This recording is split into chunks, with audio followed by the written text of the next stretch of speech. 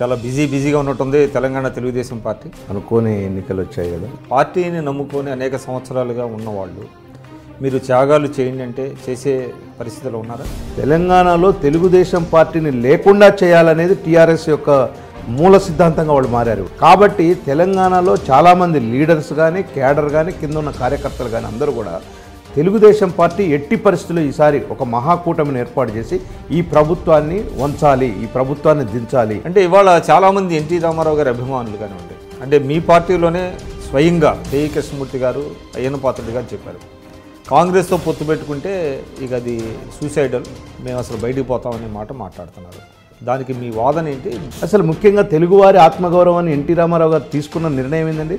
తెలంగాణ ప్రాంతంలో మాజీ ముఖ్యమంత్రి స్వర్గీయ అంజయ్య గారికి జరిగినటువంటి అవమానాన్ని ప్రధానంగా బేసిక్గా తీసుకున్నాడు మా నాయకుడు. ఆ రోజు తెలుగువారి పట్ల కేంద్రంలో ఉన్న వాళ్ళు అనుసరిస్తున్నటువంటి విధానం తెలుగువారిని అగౌరవపరుస్తున్నారనే దానికి వారు తీసుకున్నారు. మంత్రులు వాళ్ళ వ్యక్తిగతమైనటువంటి విషయాలు, వాళ్ళ కాన్స్టిట్యున్సీలో కాంగ్రెస్ ఉన్నది కాబట్టి వాళ్ళు అట్లా మాట్లాడితే అది పార్టీకి లైన్ కాదు. పొద్దున ప్రభుత్వం వస్తే ఇన్ కేసు మహాకూటమి తెలుగుదేశం కూడా భాగస్వామి అవుతుంది. డెఫినెట్గా, ఖచ్చితంగా. ఈ కేసీఆర్ చెప్పినట్టు కాపలా కుక్కలాగుంటా అని చెప్పి దళితుడిని ముఖ్యమంత్రి చేస్తా అని చెప్పి మాట తప్పినటువంటి విషయం కాదు. తెలుగుదేశం పార్టీ మాట మీద ఉంటుంది.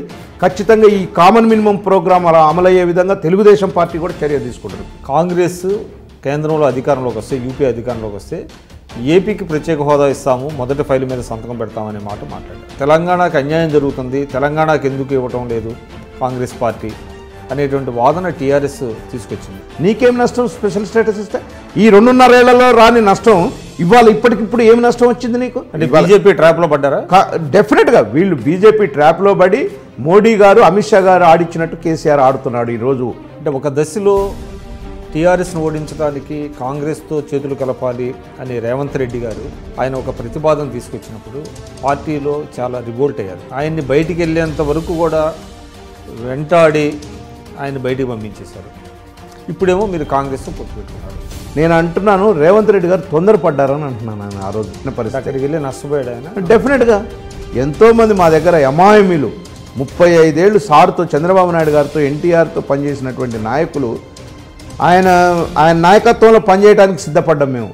తెలంగాణలో తెలుగుదేశం పార్టీని పికప్ చేయడం కోసమని యువకుడు ఉత్సాహం ఉంది, సారో నాయకుడు మన నాయకుడు ఒక ఆజ్ఞ చేశాడని తప్పి దాని ప్రకారం అని వాళ్ళు పనిచేయడానికి సిద్ధంగా ఉంటే దాన్ని యూటిలైజ్ చేసుకోలేకపోయినాడు. టీఆర్ఎస్ పార్టీ చేసిన గొప్ప ఘనకార్యం వాళ్ళు ప్లస్ అయింది అనుకున్నారో ఏమనుకున్నారో, ఈ మధ్యకాలంలో కాంగ్రెస్ పార్టీ లీడర్ని మన జగ్గారెడ్డి, రేవంత్ రెడ్డి, మన కేసులు అంటారు ఈ మన గండ్ర వెంకటరమణారెడ్డి, ఈ ముగ్గురిని పాత కేసులు ఏవైతే ఉన్నో ఆ కేసులు ఇప్పటికి కాదు, 10 సంవత్సరాల కింద కేసులు, 4.5 సంవత్సరాలు అధికారంలో ఉన్నారు.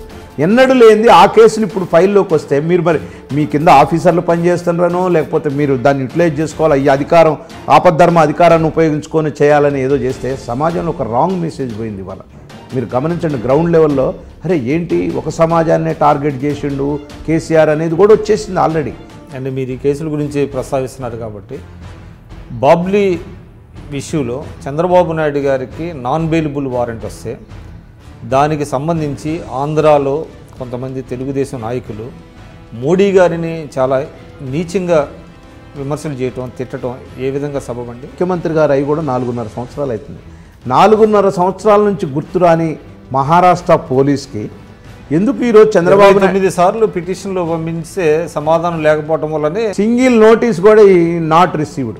రెండోది ఇంకోటి, వాళ్ళు ఎక్కడ టెక్నికల్గా తప్పేందంటే 16వ తారీఖు చంద్రబాబు నాయుడు గారికి నోటీస్ ఇష్యూ చేయమని అందులో ఇస్తే దాన్ని బై హ్యాండ్ రైటింగ్లో 21వ తారీఖు రాశారు. దీంట్లో కూడా రాజకీయ కోణమే ఉంది.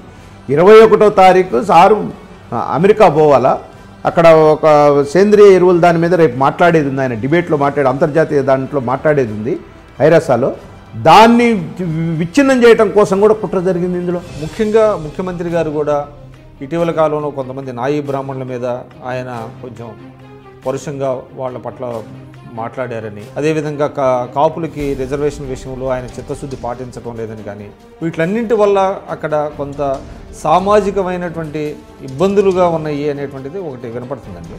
రాష్ట్రం ఇన్ని ఇబ్బందుల్లో ఉంది, అనేక సూచనలు సలహాలు చేయొచ్చు. ప్రతి నిమిషం ఆయన్ని ఎక్కడ అడ్డపడ్డారు? రాజధానికి అడ్డపడ్డారు, పోలవరానికి అడ్డపడ్డారు, పట్టిసీమకు అడ్డపడ్డారు. మీరు రాష్ట్రం ఏర్పడ్డ కాడి నుంచి విషం కక్కుతున్నారు ప్రతిపక్ష పార్టీలు అన్నీ కూడా. ఎప్పుడు కూడా ముఖ్యమంత్రి గారికి ఒక సలహా ఇవ్వలేదు. ఏపీలో పెద్ద ఎత్తున అవినీతి జరుగుతుంది అనేక కార్యక్రమాల్లో అనేటువంటిది ప్రజల్లో బలంగా వెళ్ళిపోతున్నటువంటి సూచనలు కనపడుతున్నాయి. అది ప్రభుత్వం గుర్తించిందా? ఆయన ఆంధ్రప్రదేశ్ ప్రజలకు ధర్మకర్తలాగా ఉంటాడండి. ఆయన ఏదన్నా డబ్బులు ఖర్చు పెట్టాలంటే తన జేబులో నుంచి తీసి పెట్టినట్టుగా భావిస్తాడు తప్ప అల్లరి చిల్లరగా దేనికి పడితే దానికి 1000 కోట్లు 100 కోట్లు పెట్టేటువంటి వ్యక్తి కాదు.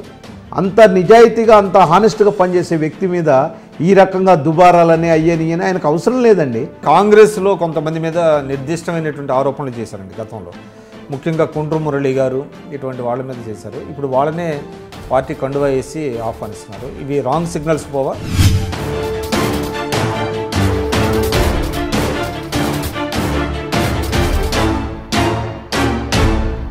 నమస్కారం అండి.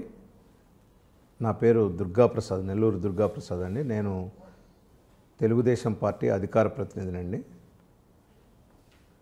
ఈరోజు సీనియర్ జర్నలిస్టు విక్రమ్ గారితో ఇంటర్వ్యూ అయిందండి. అనేక విషయాలు వారు అడిగారు, నేను కూడా చెప్పడం జరిగింది. మీరంతా కూడా వీటిని చూసి మీ యొక్క అభిప్రాయాలను తెలియజేయవలసిందిగా కోరుతా ఉన్నాను. Thank you, one and all.